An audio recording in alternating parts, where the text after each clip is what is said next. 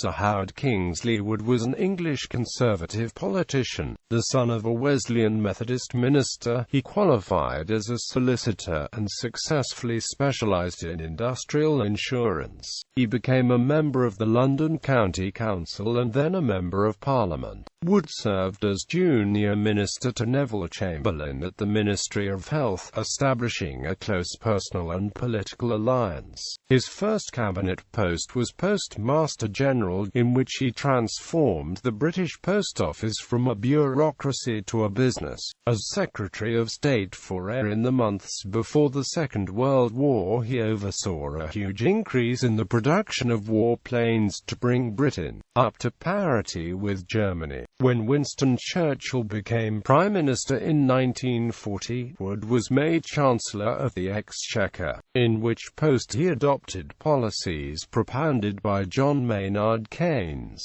changing the role of HM Treasury from custodian of government income and expenditure to steering the entire British economy. One of Wood's last innovations was the creation of pay-as-you-earn, under which income tax is deducted from employees' current pay, rather than being collected retrospectively. This system remains in force in Britain. Wood died suddenly on the day on which the new system was to be announced to Parliament.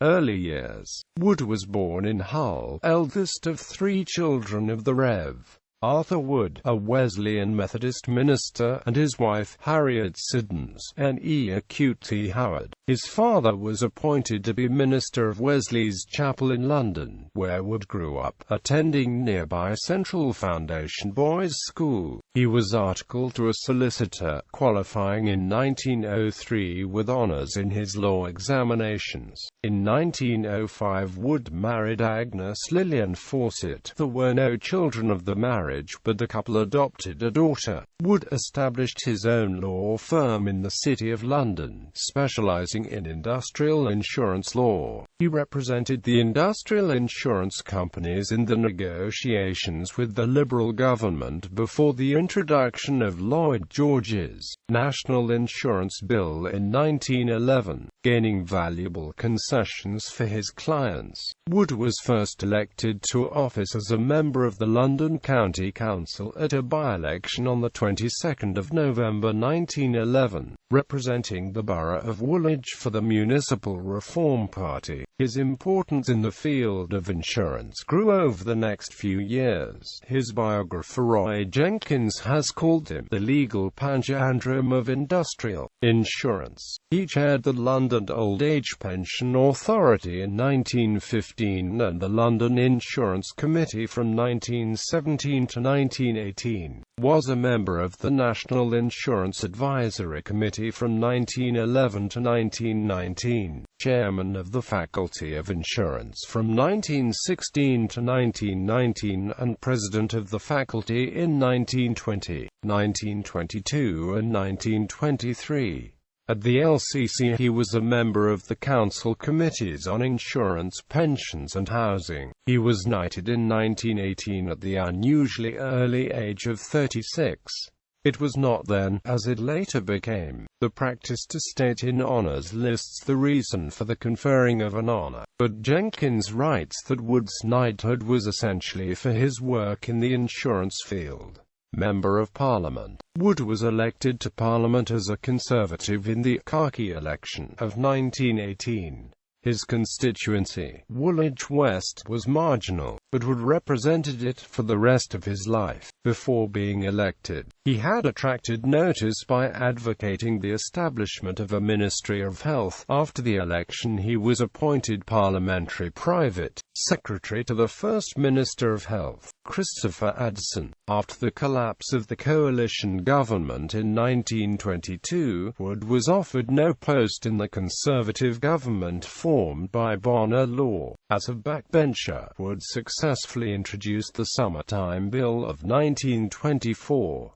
This measure passed in the teeth of opposition from the agricultural lobby. provided for a permanent annual summertime period of 6 months from the first Sunday in April to the first Sunday in October. When Baldwin succeeded Law in 1924, Wood was appointed Parliamentary Secretary to the Ministry of Health, as junior minister to Neville Chamberlain. The two served at the Ministry of Health from the 11th of November 1924 to the 4th of June 1929, becoming friends and firm political allies. They worked closely together on local government reform, including a radical updating of local taxation, the rates based on property values. Wood's political standing was marked by his appointment as a civil commissioner during the general strike of 1926, and, unusually for a junior minister, as a Privy Councillor in 1928.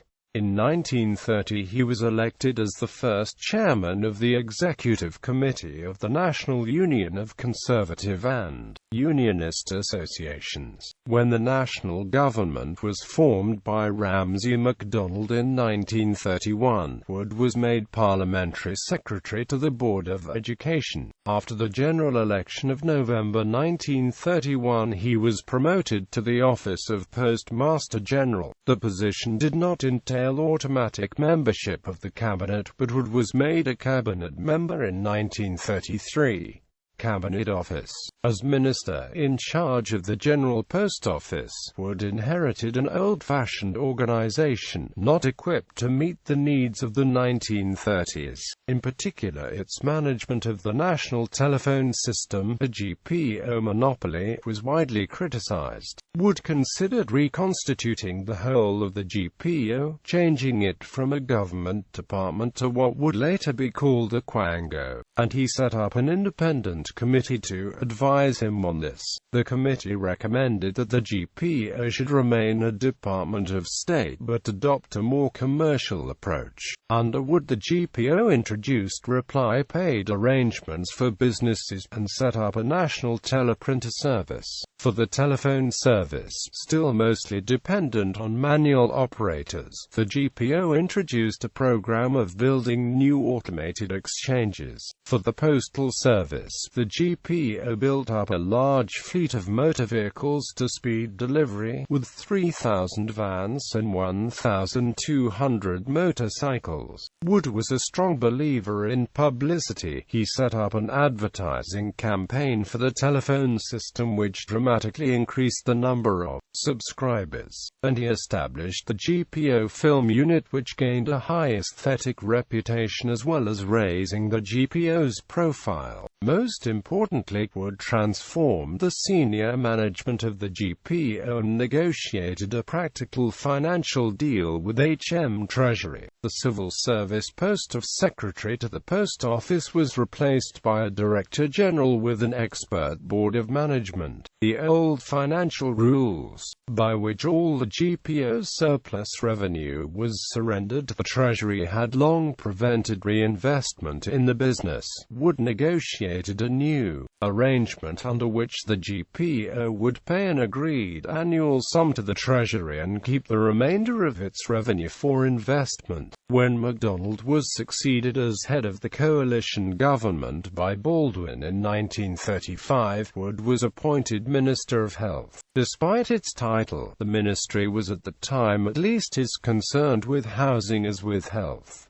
Under Wood, his biographer G.C. Pedden writes, the slum clearance program was pursued with energy, and overcrowding was greatly reduced. There was also a marked improvement in maternal mortality, mainly due to the discovery of antibiotics able to counteract septicemia, but also because a full-time, salaried midwifery service was created under the Midwives Act of 1936. Jenkins comments that the housing boom of the 1930s was one of the two main contributories to such economic recovery as there was after the Great Depression. When Anthony Eden resigned from Chamberlain's government in March 1938, Wood moved to be Secretary of State for Air in the ensuing reshuffle. The UK was then producing 80 new warplanes a month.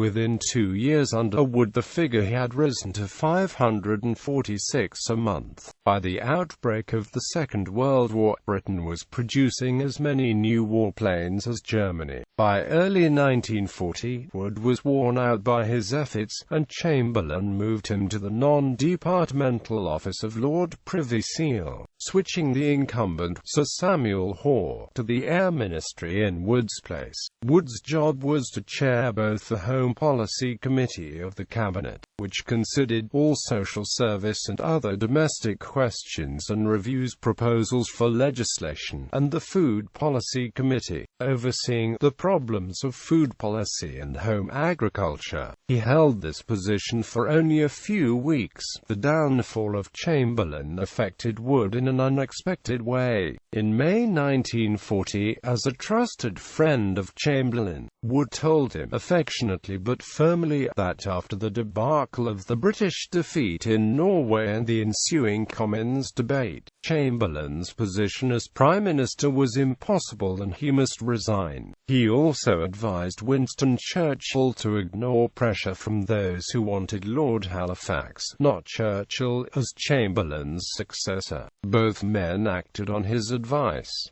Churchill became Prime Minister on 10 May 1940. On 12 May, Wood was appointed Chancellor of the Exchequer, HM Treasury. One of the reasons for Wood's appointment to the Treasury seems to have been Churchill's urgent desire to be rid of the incumbent Chancellor, Sir John Simon, whom Churchill detested. Another may have been Wood's record of working well with politicians from other parties. In peacetime, the Chancellor of the Exchequer is often the most important member of the cabinet after the Prime Minister, but the exigencies of the war reduced the Chancellor's precedence.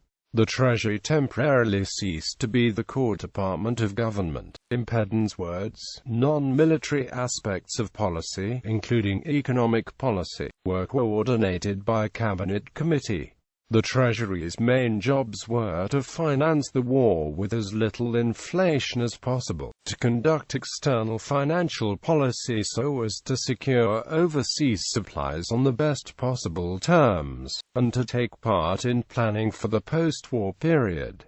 Wood was Chancellor, as Jenkins notes, for the 40 key months of the Second World War. He presented 4 budgets to Parliament. His first, in July 1940, passed with little notice, and brought into effect some minor changes planned by his predecessor. Of more long-lasting impact was his creation in the same month of a Council of Economic Advisers, the most notable of whom, John Maynard Keynes, was quickly recruited as a full-time advisor at the Treasury. Jenkins detects Keynes's influence in Wood's second budget. In April 1941, it brought in a top income tax rate of 1960 and added 2 million to the number of income taxpayers. For the first time in Britain's history, the majority of the population was liable to income tax. Keynes convinced Wood that he should abandon the orthodox Treasury doctrine that Chancellors' budgets were purely to regulate governmental revenue and expenditure. Wood, despite some misgivings on Churchill's part, adopted Keynes's conception of using national income accounting to control the economy. With the hugely increased public expenditure necessitated by the war, it increased sixfold between 1938 and 1943. Inflation was always a danger. Wood sought to head off inflationary wage claims by subsidizing essential rationed goods, while imposing heavy taxes on goods classed as non-essential. The last change pioneered by Wood as Chancellor was the imposition of pay-as-you-earn, by which income tax is deducted from current pay rather than paid retrospectively on past years' earnings. He did not live to see it come into effect. He died suddenly at his London home on the morning of the day on which he was due to announce pay in the House of Commons. He was 62.